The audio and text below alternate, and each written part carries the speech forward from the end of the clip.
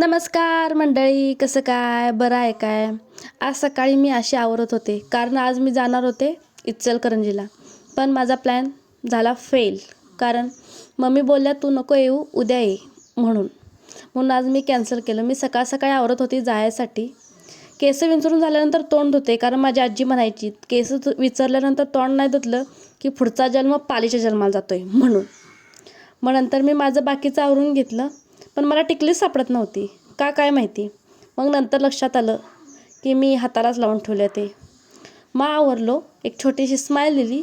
मग आज जाऊन बघतोय तर हा असा पसारा झालता, कारण जेवणाचा आणि नाश्ता तेवढाच झालता.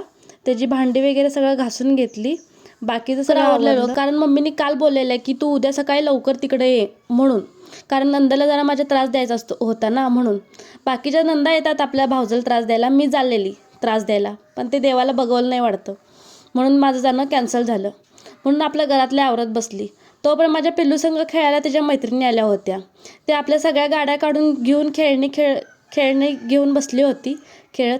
ही बघा कशी, एवढ्याशा रिक्षावर तिला कोण सांगणार की आता बसता येत नाही म्हणून, तरी पण ऐकत नाही. जायची, बसायची आणि पडायची, जायची, बसायची आणि पडायची. काय माहिती तिला काय मज्जा येत होती, आणि हसत पण होती छान. म्हणून म्हटलं बरं बाई खेळा तुम्ही, तुमच्यात मी डिस्टर्ब नाही करत. म्हणून त्या सगळ्या खेळत होत्या. पण मी माझं सगळं आवरलं, जेवण पण आवरून घेतलो, कारण माझे मिस्टर आज जाणार होते बाहेर म्हणून लवकर आवरून घेतलो. पिल्लूला खेळायला सांगून सगळ्यांचं सगळं आवरून घेतलो. तिचं पण खायला वगैरे तयार करून घेतलो. ती खेळत होती छान.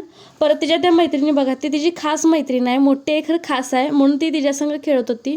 मग आमच्या साहेबांची जायची तयारी झाली, बॅग वगैरे पॅक केल्यात आणि मला बाहेर जाऊन बाय बाय करतात. आता त्यांना म्हटलं कॅच पकडा, किल्ली त्यांनी घरात विसरलेली, त्यांना कॅच पकडा म्हणून सांगितलं. बघूया कसं पकडताय.